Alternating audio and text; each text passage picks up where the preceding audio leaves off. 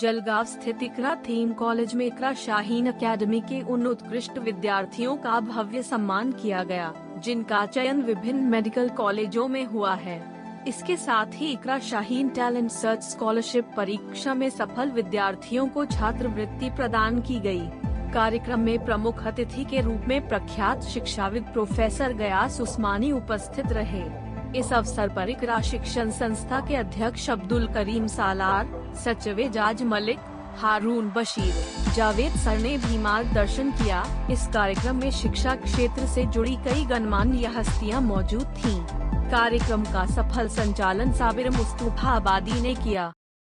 गयास उस्मानी साहब हमारे दरमियान, इनको समाप्त करें। जावेद सर हमारे दरमियान में केमिस्ट्री का एक बेहतरीन उस्ताद, जो आप लोगों को केमिस्ट्री पढ़ाते हैं और उनके पढ़ाने का, उनकी तदरीस का अंदाज भी बड़ा जुदा गाना है। आइए, मैं चाहता हूं कि आज की इस तकरीब का आगाज, जैसा कि हमारी रिवायत है और हम अपना कोई भी प्रोग्राम हो, कोई तकरीब हो, अल्लाह के कलाम से उसका आगाज करते हैं। सही है, तो इज्जत को मंतशा, इज्जत का देने वाला तू है। क्या रिश्ता है भाई हमारा, क्या जानते हैं?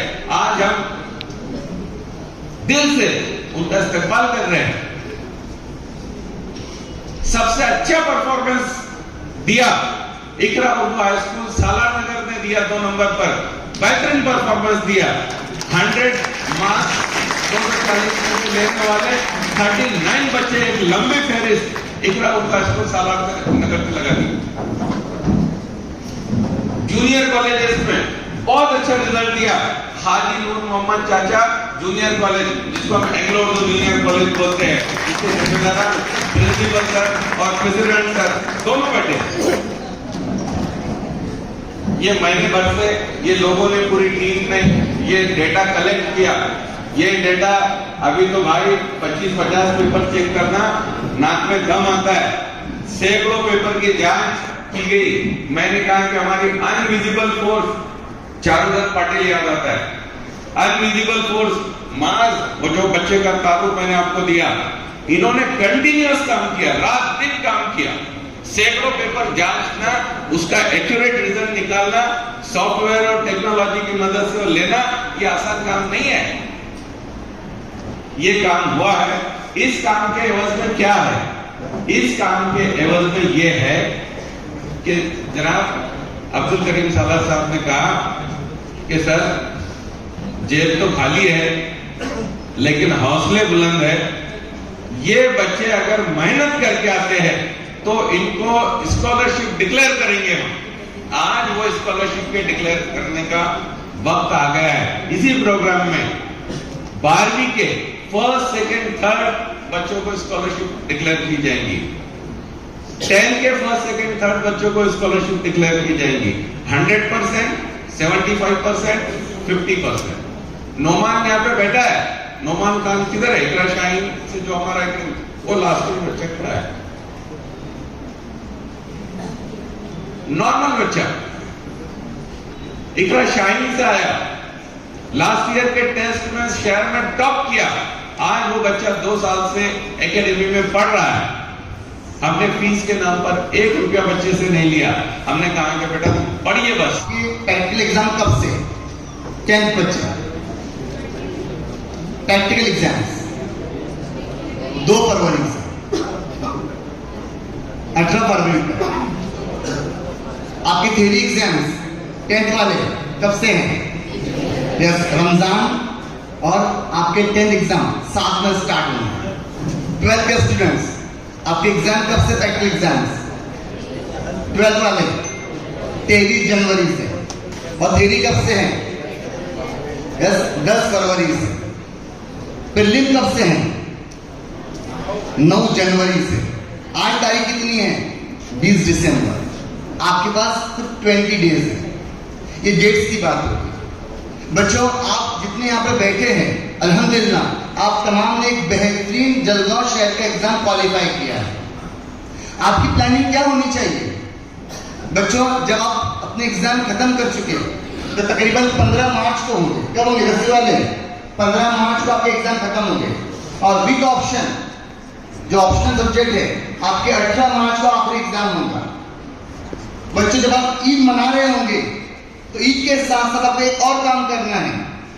आपको अपनी 11 की एनसीईआरटी की बुक्स लेना है। कौन सी बुक्स लेंगे? एनसीईआरटी की बुक्स लेंगे। आप स्टेट बोर्ड ले ना ले, आप फिजिक्स, केमिस्ट्री, बायोलॉजी के लिए 11 एनसीईआरटी बुक याद से ले। और जब आप ईद मना चुके तो ईद के फौरन बाद एक और काम करना है कि आप लोगों को कोई अच्छा फाउंडेशन को ज्वाइन करना है। मैं सिर्फ बच्चों से मुखातिब नहीं हूं, मेरे सामने पेरेंट्स भी बैठे हैं, वो भी ध्यान दें। ईद के फौरन बाद बच्चों को कम से कम 1 महीने का फाउंडेशन कोर्स जरूर होना चाहिए।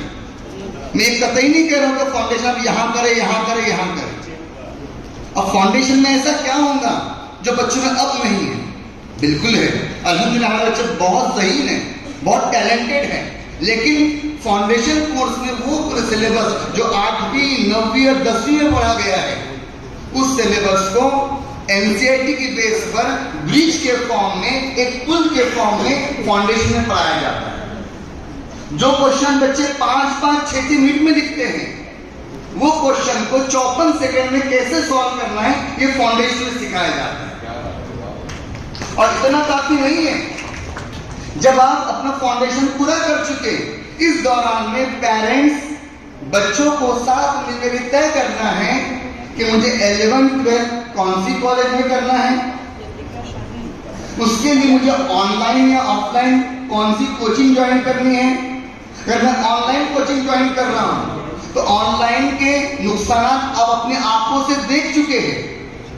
कोरोना पीरियड के अंदर ऑनलाइन के नुकसान हमने आंखों से देख चुके हैं, उसके मुज़ीद असरात देख चुके हैं। आपको साथ में फिजिक्स, केमिस्ट्री और बायोलॉजी के लिए एक गाइड जरूर चाहिए। मुस्कान, असलम, यानी ये 3 भाई थे कल। ये असलम है, उसका भाई अजमल है, तीसरा जो है अफजल है। तीनों भाई थे, ये 35-40 साल पहले काटाफैल में रहते थे, बाद में माइग्रेट हुआ, भी सुप्रीम कॉलोनी में काम करता है अल्हम्दुलिल्लाह। मेरा बोलने का मतलब ये है कि ये जो है भंगार की दुकान पे काम करता है, पर उसने अपने बच्चे को तालीम देने के लिए अतैया किया, यानी एक कदम उठाया। बच्ची 10वीं में है अल्हम्दुलिल्लाह, और वो स्कॉलरशिप में भी आ गई। तो तालीम जो है वो आपकी आइडेंटिटी चेंज करने का काम करती है। अगर मुस्कान से भी अगर पूछा जाए कि मुस्कान आपके वालिद क्या करते, तो वो यही कहेंगे कि मजदूरी करते मेरे वालिद। पर अल्हम्दुलिल्लाह जब वो पढ़ लिख के डॉक्टर बन जाएंगी तो उससे जब पूछा जाएगा उसके बच्चों से, तो ये कहेंगे कि हम, मेरी वालिदा डॉक्टर है। ये तालीम जो है,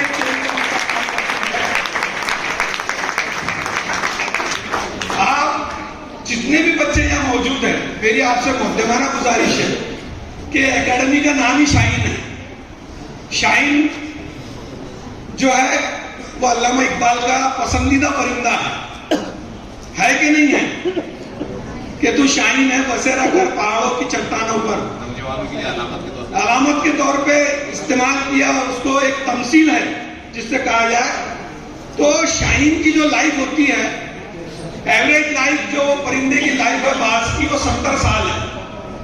70 साल है, पर 40 साल की उम्र में उस पर बिल्कुल बुजुर्गी तारी हो जाती है, उसके पर भारी हो जाते हैं, चोंच टेढ़ी हो जाती है, नाखून टेढ़े हो जाते हैं, जिससे वो शिकार करता है। पर वो हार नहीं मानता, वो पहाड़ों में जाके पोषण नशीन हो जाता है और कुछ अरसा अपने ऊपर खुद पे काम करता है। वो अपने नाखून को तोड़ के फेंकता है, अपनी चोंच पहाड़ पे मार के उसको तोड़ता है, और अपने दांतों से अपने पर को निकाल के फेंक देता है। और कुछ दिनों के बाद में नए पर आना शुरू होते हैं और वो फिर से उड़ान भरता है, और वो 70 साल जीता है। उसके बाद में उसकी लाइफ स्पैन जो 30 साल बढ़ जाती है। तो उसी तरीके से आप अभी 10वीं में हो, 12वीं में हो, यह आपके लिए एक लम्हा फिक्र है। आप 10वीं में हैं, आपको समझ नहीं आ रहा तो एक्सपर्ट से मशवरा लीजिए। 12वीं में है, एक्सपर्ट से मशवरा लीजिए। ये जो स्पैन है आपका, ये नई जिंदगी की राह को आपको हमवार करने की एक दिशा देता है। गीले हो जाते हैं और फूलों को रंगत देने में रंगत देने में पत्ते पीले हो गए। करीम सर ने पढ़ा, हमने पढ़ा, हमारा वक्त वो था कि टीचर से गार्जियन की मुलाकात 6-6 महीने, साल भर बाद होती थी। और आज आलम ये है कि बच्चे से पहले गार्जियन टीचर को जानते थे। गार्जियंस की बहुत ज्यादा जिम्मेदारी है। और आपकी सबसे बड़ी बात जावेद सर हमारे स्टूडेंट ने उन्होंने भी कही, स्टूडेंट है हमारे, उन्होंने एक बड़ी अच्छी बात कही कि आपको पोस्टर दिखेंगे, बोर्ड दिखेंगे, लेकिन वाकई आपकी कोचिंग में, आपकी टीचिंग में वाकई कौन इन्वॉल्व है, ये बहुत जरूरी है जानना। बॉब कैल्बर की एक बहुत मशहूर कोट है, मैं अक्सर प्रोग्राम्स को कहता हूं कि good teachers are costly, good teachers are costly but bad teachers cost more. अच्छे टीचर महंगे होते हैं, लेकिन खराब टीचर महंगे पड़ जाते हैं। तो बचिए आप, हजारों करोड़ रुपए खर्च करे जा रहे हैं, बड़ी बड़ी एड एजेंसीज का इस्तेमाल किया जा रहा है। मुझे कहने में गुरूज नहीं है कि टेढ़े खंबे पर उल्टे लटके हुए डॉक्टर फलाने कुछ प्रोफेसर फलाने, 22 साल का बच्चा है प्रोफेसर फलाना।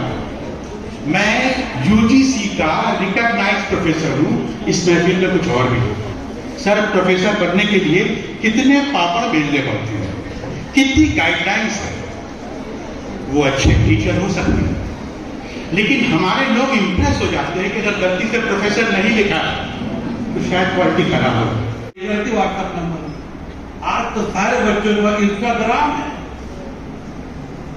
ऐसे ऐसे फोटो वगैरह अल्लाह।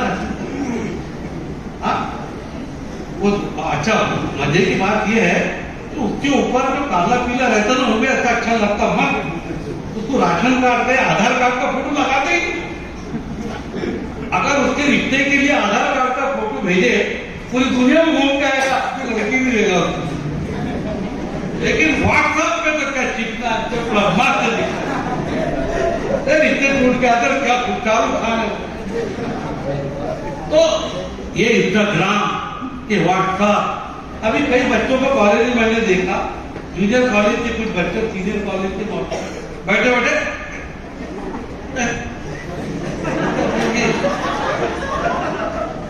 बच्चे को झटके दो नहीं, बोला नहीं सर। बोले क्यों? इसके बाल जाने से घड़ी घड़ी सामने आते।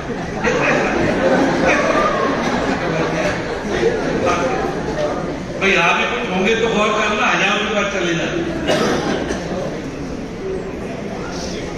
बच्चों ये सब स्पीड ब्रेकर है, ये स्पीड ब्रेकर है आपके लिए। अपने लुक बनाइए, स्टूडेंट बनिए, तालिब इल्म को बनिए। अरे उस बच्चे को मैंने जब देखा, टाई लगा के यहाँ पर आया, अरे डॉक्टर बाद में बनेगा, आज डॉक्टर तो दिख रहा, बगैर डिग्री के डॉक्टर दिख गया। जब आप ठहराएंगे कि मैं डॉक्टर बनूंगा, मैं इंजीनियर बनूंगा, मैं डीएसपी बनूंगा, तो आपके अंदर ऐसे औकात भी आएंगे। और अगर आपके पास कोई टारगेट नहीं होगा ना, तो घुंघरेली बाल, वो गिल्टी के जैसे बाल, फिर पहले हमारे मांगों की यहाँ से कटिंग होती थी, मांग कर क्या बोलते उसको, मजलून कट। अरे वो तुम्हारे उसकी इत्तेबा कर रहे, क्या नाम है खान का, उसको कुछ चोट लगी थी सिर में, गजनी, अब उसको जख्म के निशान की चोट थी। हर पोरे जा रहे, अजाब पोर रहे, ऐसी मार। ये सारे स्पीड ब्रेकर बेटे, ये सब स्पीड ब्रेकर। तुमको कोई ये करने की जरूरत नहीं है। जिस दिन तुम डॉक्टर बनकर आओगे इंशाअल्लाह, ऐसे कई कटिंग करने वाले तुम्हारे पास से मरीज भी आएंगे। याद रख, इस उम्र को आप कमाए, क्योंकि कोई कमाने के बाद हमको तो लाके देने वाला नहीं, और ना हमको चाहिए। हमारा मिशन आने वाले वक्त में इस मुल्क के अंदर पूरी कौम आपके हवाले रहेगी, मुल्क आपके हवाले होगी, आधार है आपके